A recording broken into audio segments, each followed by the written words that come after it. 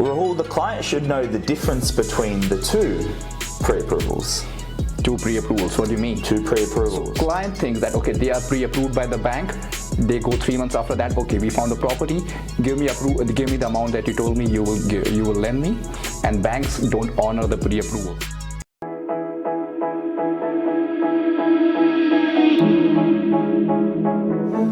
Hey guys, my name is Rahul, this is Adrian. We are here with the Finance Matters podcast and we are from the Team Lenders Club. And today's topic is pre-approvals. Rahul, what is a pre-approval? Well, that's a good question. It sounds very easy what a pre-approval is, but basically what it means is that it is your budget on a piece of paper. Okay. As a person, you have income, you have expenses, you have some liabilities. So bank assesses your income and expenses, breaks it down and tells you how much surplus you have that you can use for making the repayments of a future loan. Based on that surplus, they tell you, okay, this is what your borrowing capacity is, and we give you a piece confirmation that we will lend you that much money based on your financial situation. That is what a pre-approval is. What are the other things about pre-approvals that the client should know? Rahul, the client should know the difference between the two pre-approvals. Two pre-approvals, what do you mean? Two pre-approvals. So there are two different types. Okay. There's a system approval, or quote unquote a non-verified pre-approval, and there's also a fully assessed pre-approval. Now, the difference between the two is a system approval is basically once a loan application is lodged, a supercomputer will basically look over the income, liabilities, assets and things like that, and it will spit out a borrowing capacity if that matches the actual lender's assessment calculator. If all is well, it gives it a green tick and it sends out an automated email saying congratulations, you've been pre-approved. All done from a computer, no human sits behind and looks at nothing. Okay?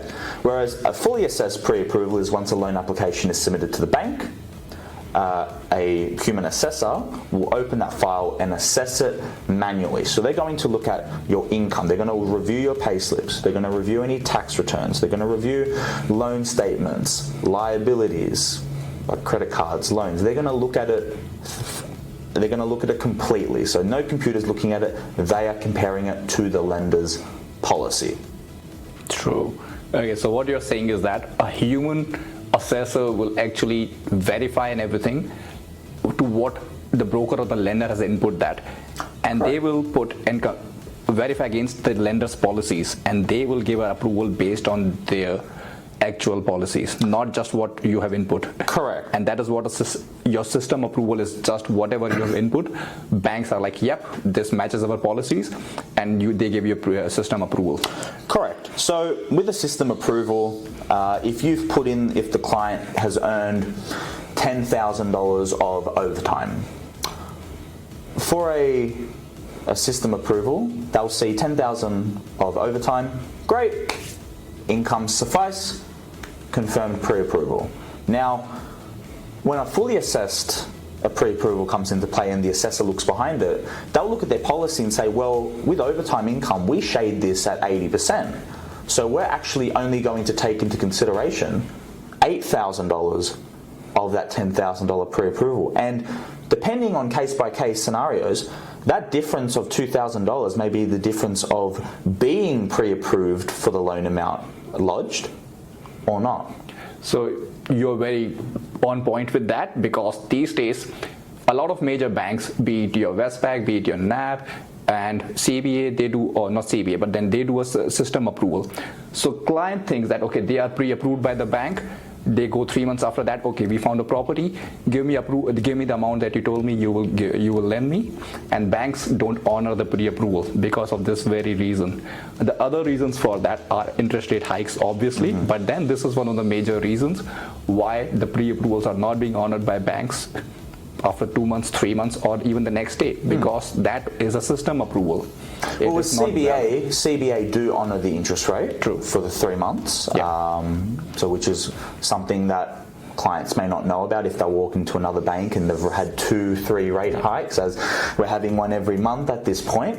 But yes, you're right. There are many banks that have now just moved away from fully assessed because it takes too much manpower, and they just leave it to the supercomputer and they do system approvals. However, you have your ANZ, your CBA, I believe now St. George are starting to do fully assessed pre-approvals. So that's why I like to get my clients and I show them the benefits of going with a fully approved, so that they are guaranteed confirmed to know exactly the most accurate borrowing capacity, because they may have overtime bonuses.